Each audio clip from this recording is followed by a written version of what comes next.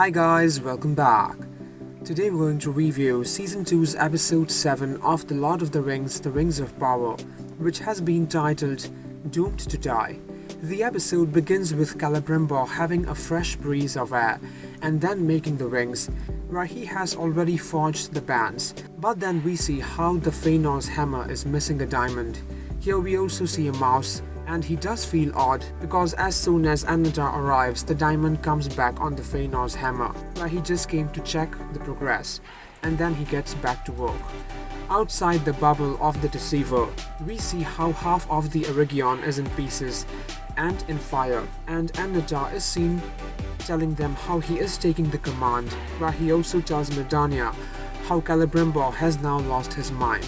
He is also seen telling Myrddania how she will be rewarded for her loyalty, and then we see Adar attacking the mountains, which stops the rivers from flowing, as Adar wants his army attacking Eregion now. While Celebrimbor is making a ring, he sees how the mouse again appeared, so this time he marks the candle. In Khazad-dûm, Na'vi delivers the letter of how Eregion is falling and is being attacked, but King Durin only wants him to dig more. Thankfully, all of them are seen laying their axes in front of Prince Durin, and Elrond has also arrived to ask for his help as Eregion is falling. This time, when Annatar checks on him, Celebrimbor finally reveals how he has realized that it is a big day loop and he is being deceived. How after a certain time, the mouse again appears and the candle hasn't burned an inch. He realizes how Annatar is he, Sauron, and his heart shatters when he sees what has happened to Eregion. Here we see Celebrimbor getting hurt really bad, and when he comes across the walls, Myrddania is also not trusting him. Here they just prove why Sauron is a bad guy, as he is seen pushing Myrddania down the wall, making it look like it was Celebrimbor. So she got her reward like this, being killed by an orc. Celebrimbor has to return to making the 9 rings, as Sauron has promised him how he will spare the city if he makes the 9. Thankfully, after this, Elrond arrives with Gil-galad and his army. They are seen marching with full force, but then they see Galadriel, and they stop. Adar is seen offering him a deal of Galadriel in return of the ring, but he denies. And here we finally see them kissing while he gives her the pin. It is true that they can't defeat Adar by themselves, but his plan is to hold the orcs till the next day's sunshine, where Durin will arrive with his Dwarven army, as Dwarven armies are a lot stronger. Durin is also seen successfully overthrowing his father and making everyone ready. On the other hand, Celebrimbor is seen telling Sauron how he can also deceive himself, and he is so true. This is the best episode, as the battles have begun, and the elves and orcs can be seen fighting, and it is really beautiful and chaotic at the same time. But the wallbreaker is now digging in. Galadriel is also seen escaping, and with the help of Arondir, she is saved.